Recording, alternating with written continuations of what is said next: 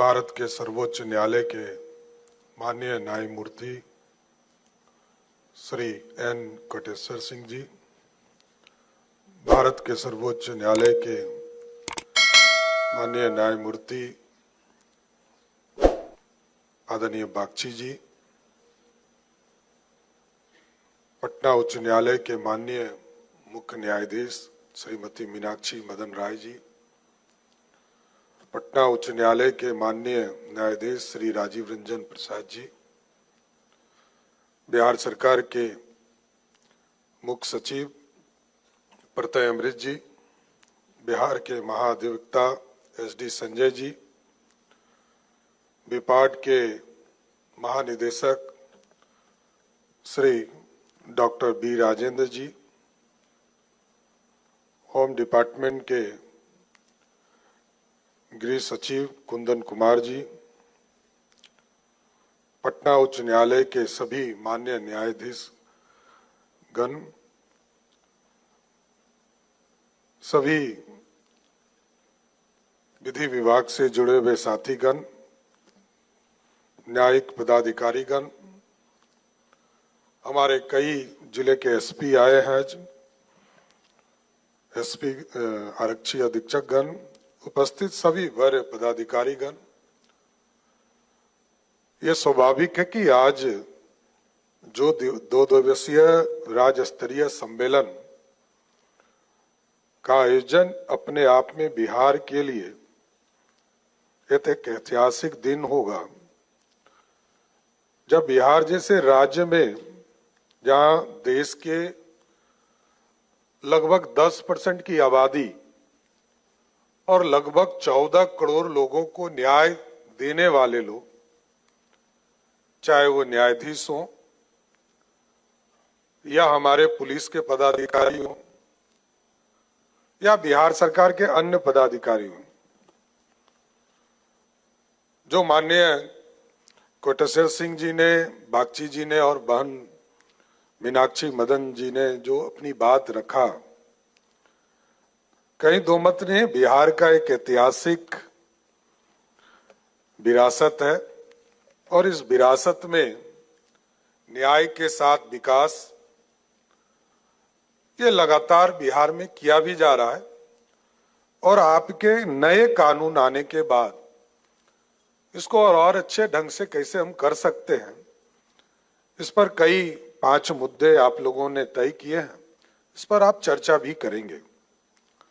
लेकिन जरूर मैं शुरू में ही आश्वस्त करता हूं कि बिहार पूरी तरह आपके साथ खड़ा है और बिहार में आम लोगों को न्याय मिल सके, इसके लिए मैं कोर्ट और न्यायालय के साथ पूरी तरह समन्वय भी चाहता हूं कि हमारे पदाधिकारी स्तर पर भी हो और सरकार के लेवल पर भी।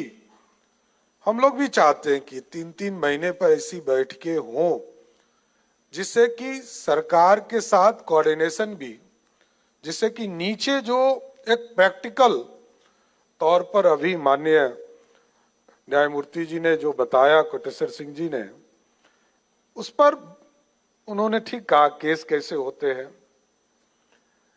केस के साथ इन्वेस्टिगेशंस कैसे होते हैं, कार्रवाई कैसे होते हैं, जेल कैसे लोग जा रहे हैं। हमको अच्छा लगा कि कई चीजें आपने बहुत सिंपली समझाने का काम किया और मेरा भी मानना है कि न्याय तभी मिलेगा जब आम लोगों का भरोसा बढ़ेगा। काम तो हम लोग सभी कर रहे हैं, चाहे न्यायालय हो, सरकार हो या हमारे पुलिस के पदाधिकारी हैं, लगातार काम कर रहे हैं, लेकिन लोगों का विश्वास और बढ़ाने की जरूरत है। और ठीक कहा उन्होंने कि अब न्यायालय को भी पूरी तरह टेक्नोलॉजी के साथ, अब तो दुनिया बदल गया।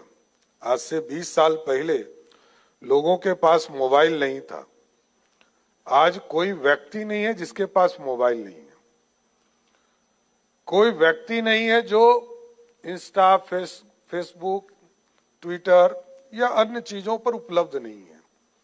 मतलब दुनिया में दुनिया के साथ चलना हमको लगता है इस पर काम करने की ज्यादा आवश्यकता है।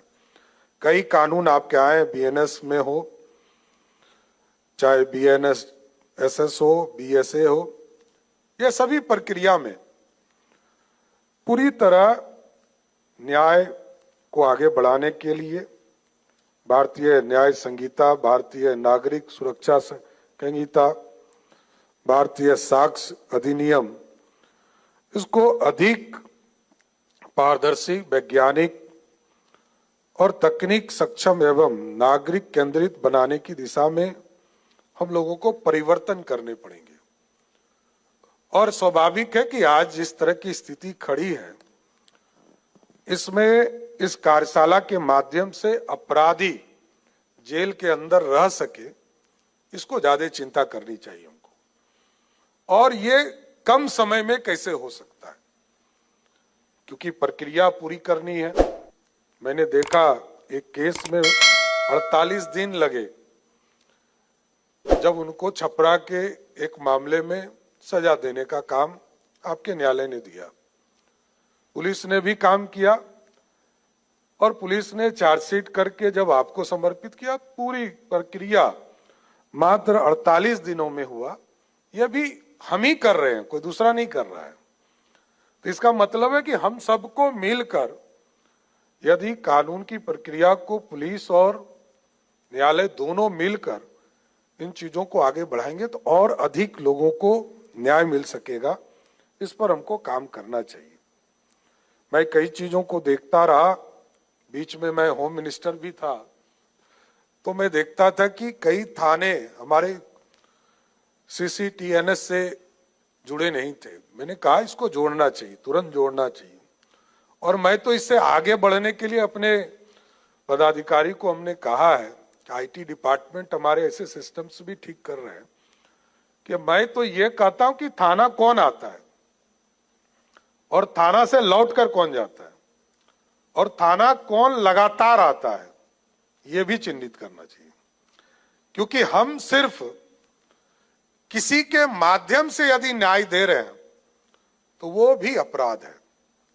इसलिए हमने कहा है कि पुलिस में जितने भी थाने हैं, हमारे सभी एसपी यहाँ हैं, इसको एकदम इंश्योर कीजिए नीचे में कि हर हालत में थाना के ऊपर थाना के जो ऑफिसर्स हैं उसको कैसे हम फुली ऑर्गेनाइज कर सकते हैं कि हम थाना में जो लोग आते हैं उनको भी चिन्हित करें। कोई गरीब आया, जो अभी माननीय न्यायमूर्ति कह रहे थे कि 0 एफआईआर, दूसरे बॉर्डर का कोई मामला हो, मतलब जो थाना दो थाना के बीच का इलाका है, उस इलाके में कोई केसेस हुए हो और उसका कोई सुनने वाला नहीं, तो ऐसे परिस्थिति में भी हमको एक्ट करना चाहिए। लेकिन मेरा जो मकसद है कि न्याय के साथ साथ विकास भी होने चाहिए, तो उसके लिए नीचे के स्तर पर जो आम लोगों का भरोसा है उसको जीतना पड़ेगा। और भरोसा तभी बढ़ेगा जब थाना में, ये बेसिक सबसे पहला जगह है जहां लोग जाते हैं, और उसको यदि हमने ठीक कर दिया तो हमको लगता है न्याय प्रक्रिया बहुत तेज हो जाएगा। इसकी प्रक्रिया को करना चाहिए। और इसलिए अब तो एआई, जो अभी न्यायमूर्ति जी ने बताया कि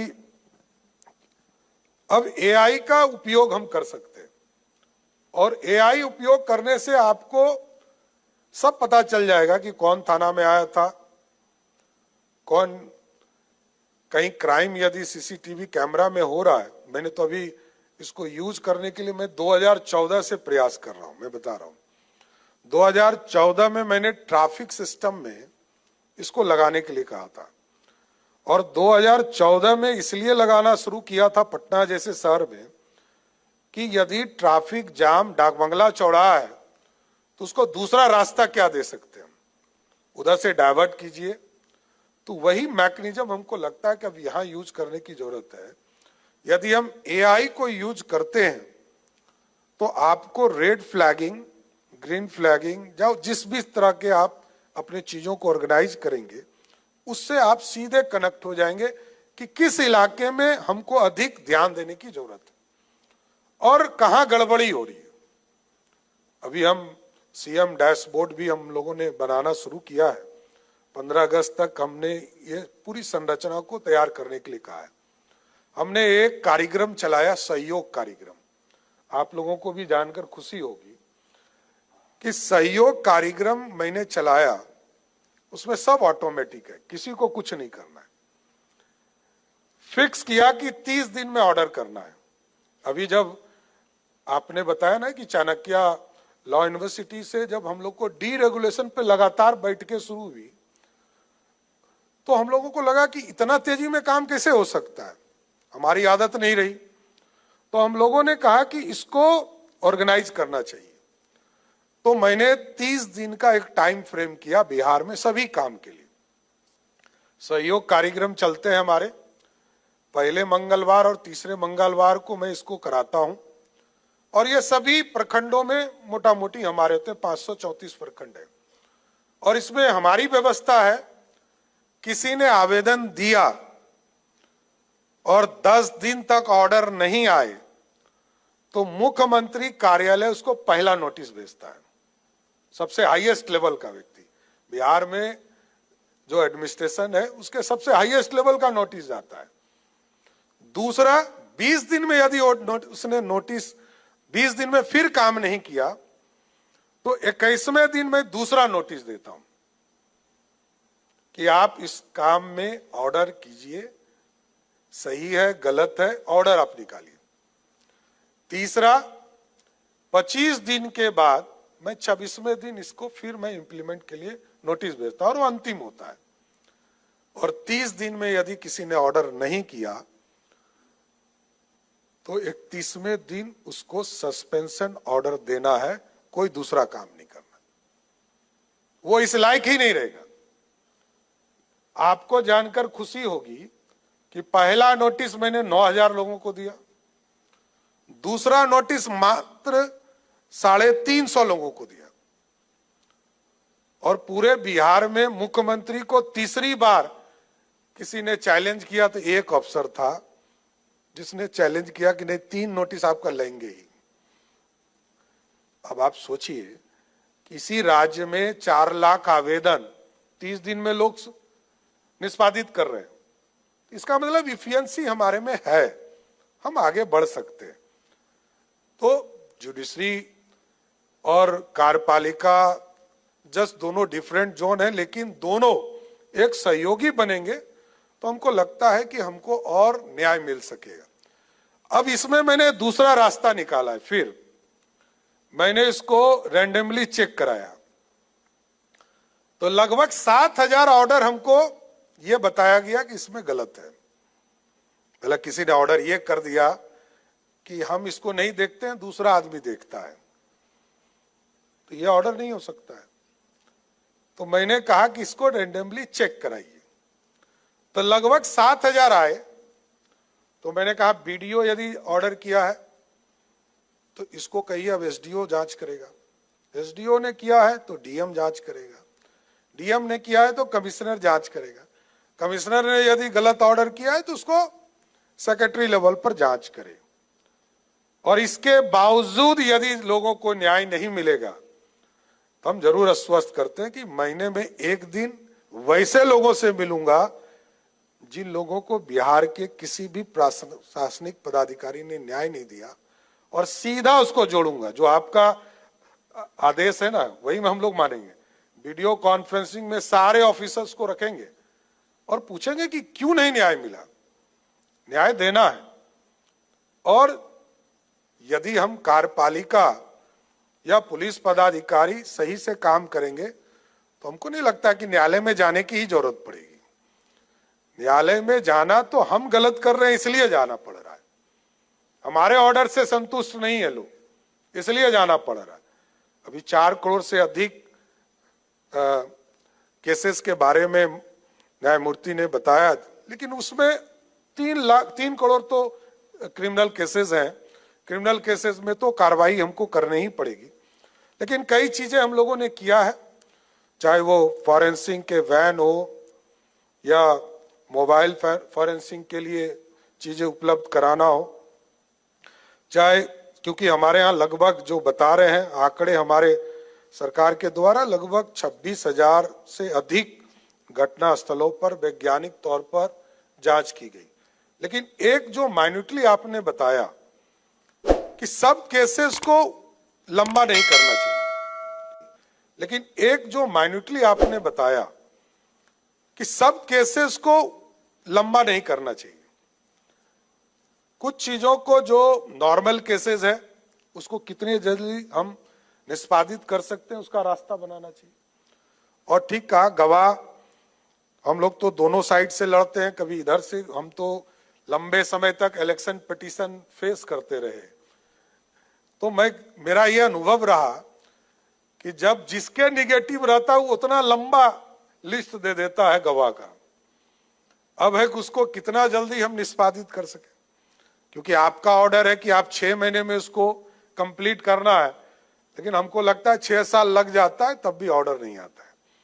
तो हमको भी कई चीजों को, चाहे वो केसेस लड़ने वाले हों या सरकारी पक्ष हो, उसको भी हमको इसको ठीक करने की जरूरत है, इसको ऑर्गेनाइज करने की जरूरत है। एक जो हमको लगता है कि अभी तो नए जो कानून आए इसके माध्यम से हम लोगों ने पूरे टेक्नोलॉजी से जोड़ने का काम शुरू किया है। लगभग 2 लाख पदाधिकारी को जो हमारे इन्वेस्टिगेशन में एएसआई से लेकर सीनियर ऑफिसर तक है, सबको हम लोगों ने लैपटॉप वगैरह सब ऑर्गेनाइज किया है। लेकिन हमको लगता है कि एक टाइम फ्रेम में हम लोगों को अब काम करने की जरूरत है, और टाइम फ्रेम हमारे नीचे स्तर पर इसको ऑर्गेनाइज कैसे कर सकते हैं इसको देखना पड़ेगा। पहले तो वो दिन भी हम लोग देखते थे कि थाना में कागज उपलब्ध नहीं होते थे, थाना में कोई व्यवस्था नहीं थी, जुडिशियल सिस्टम में भी कई चीजों की दिक्कतें आती थी। लेकिन अब धीरे धीरे हमको लगता है सब चीज व्यवस्थित हो चुका है, नीचे भी थाना ऑर्गेनाइज्ड हो रहा है, थाना को फुल इक्विपमेंट के साथ ऑर्गेनाइज किया जा रहा है, और नीचे सारी व्यवस्था भी खड़ी की जा रही है। और ये जो कानून बदले हैं इसको पूरी तरह इसका लाभ लेने की जरूरत है हमको। और कई चीजें जो टेक्नोलॉजी के तौर पर मैंने देखा कि ERSS का जो पूरा व्यवस्था 112 का, इसको मैंने अभी, मैं जब रिव्यू कर रहा था स्वयं देखा कि पुलिस तो हमारी पहुंच ही रही है, पहले 15 मिनट से ऊपर में पहुंचती थी, अब लगभग हम 10 मिनट पर आ गए। और हम लोगों ने इसको टारगेट दिया है कि इसको 6 से 7 मिनट पर ले जाइए, पुलिस आसानी से पहुंच सके। जैसे हम लोगों ने कहा कि महिलाओं को जहां दिक्कत होती है, कई कॉलेज है, कई यूनिवर्सिटीज है, कई स्कूल्स, गर्ल्स स्कूल्स हैं, उसके जगह पर हम फोर्स कैसे लगा सकते हैं, छुट्टी के समय स्कूल जब खुलते हैं तब कैसे लगा सकते हैं, इसकी चिंता के लिए भी हम लोगों ने कई चीजों को ऑर्गेनाइज करने के लिए कहा है। इसको आगे बढ़ाने का काम हम लोग लगातार कर रहे हैं। एक जरूर आग्रह करूंगा, मैं लगातार प्रयास कर रहा हूं, पिछले 1.5 साल से मैं वित्त मंत्री था तब से ये प्रयास कर रहा हूं कि 100 फास्ट ट्रैक कोर्ट चले और ये डेडिकेटेड हो। बिहार जैसे राज्य में 2006 से लेकर 2012 तक, ये मूलतः 16 तक आपका चला, 16 के बाद भारत सरकार ने कोई योजना में चेंजेस किया तो बिहार सरकार ने अपने आप को अलग कर लिया। लेकिन मैं पिछले 2 साल से लगातार आग्रह कर रहा हूं, आपके माध्यम से जरूर आग्रह करूंगा कि 100 फास्ट ट्रैक कोर्ट का स्थापना किया जाए, और जरूरत पड़े तो अभी आप किसी को चार्ज दें जिले में, केसेस बहुत लंबे चल रहे हैं, और पहले फिक्स था कि 14-15 केसेस को आपको सुनवाई करके पूरा करना है, वो टाइम फ्रेम नहीं हो पा रहा है। इसकी व्यवस्था हमको जो भी सरकार के स्तर पर करना है हमको निर्देशित कीजिए। हमारी सरकार आपको एकदम पूरी तरह आश्वस्त करती है कि रूल ऑफ लॉ के लिए जितनी भी राशि लगाना पड़ेगा हम लोग हर हालत में लगाने का काम करें। ये इन्वेस्टमेंट है, और यदि कानून सही हो गया, कानून के साथ विकास के जो रास्ते हैं वो यदि आगे बढ़े, मैं होम डिपार्टमेंट में कभी भी पैसे को नहीं रोकता हूं। मैं स्वयं भी वित्त मंत्री रहा, होम मिनिस्टर रहा, या आज मुख्यमंत्री हूं तो मेरा स्पष्ट मानना है कि यह इन्वेस्टमेंट अगले 30 वर्ष के लिए फायदा देता है। 6 से लेकर 12 तक स्पीडी ट्रायल चला बिहार में, और आपको जानकर खुशी होगी कि आज तक रूल ऑफ लॉ पर ही हमारी गठबंधन की सरकार आज तक है। सिर्फ रूल ऑफ लॉ। विकास के कार्य होते हैं, लेकिन जनता का भरोसा है कि जनता को भरोसा है कि ये पार्टी, ये गठबंधन की सरकार आएगी तो बिहार में कानून का राज रहेगा। सिर्फ इसलिए जनता वोट देती। इसलिए मैं तो पूरी तरह दोनों हाथ खोलकर लॉ डिपार्टमेंट से कहूंगा कि स्पीडी ट्रायल या कानून के व्यवस्था को ठीक करने के लिए आपका सहयोग मिलता रहे। और जो आपके अनुभव हैं, अभी आदरणीय कोटेश्वर सिंह जी से मैं भी बात हो रही थी तो बता रहे थे कि मैं 80s में बिहार आया था और मैं बस से कैसे नवादा गया।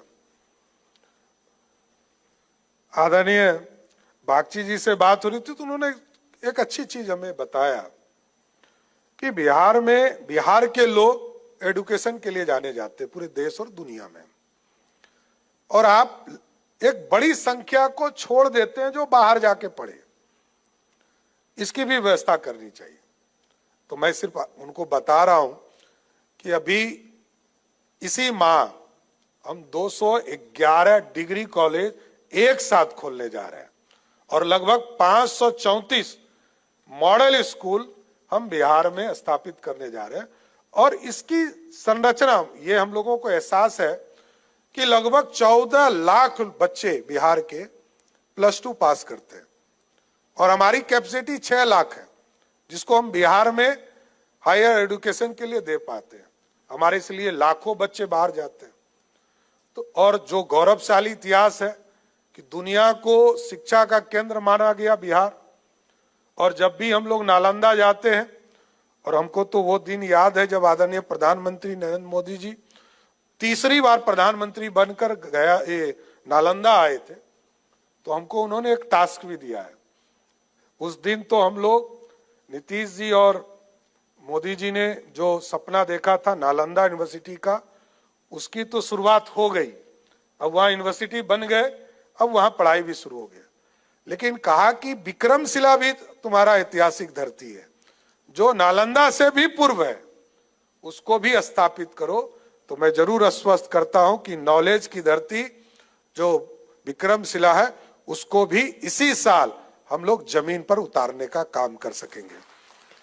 यहाँ पर ऐतिहासिक कहा कि भगवान बुद्ध को भी ज्ञान यहीं प्राप्ति हुई। सिद्धार्थ से महात्मा बुद्ध बने, मोहन करमचंद गांधी से भी बापू इसी धरती पर लोग बने, गुरु गोविंद सिंह जी ने भी यहीं से इस देश के लिए लड़ने का काम किया। महावीर ने भी एक अलग उद्देश्य देकर इस देश में शांति के प्रतीक रहे। तो जरूर इन चीजों के गौरवशाली इतिहास को लाने में हमारी सरकार काम करते रहेगी, लेकिन जरूर एक आश्वस्त करके, क्योंकि आपके कामों में हम हस्तक्षेप नहीं कर सकते हैं, लेकिन यह जरूर है कि आपको जहां जहां बिहार सरकार के सहयोग की जरूरत होगी, हमारे मुख्य सचिव, हमारे पदाधिकारी 100% आपके साथ खड़े होंगे। इतना जरूर मैं आश्वस्त करता हूं। और आज इस कॉन्फ्रेंस के माध्यम से यही कामना करता हूं कि समुद्र मंथन के लिए भी यहीं के पहाड़ को यूज किया गया था, मंदार पहाड़, और मंदार पहाड़ भी इसी धरती पर है। तो आज जो आप लोग मंथन कर रहे हैं 5 विषय पर, अगले 2 दिन तक करेंगे, आज और कल करेंगे। इस मंथन से बिहार की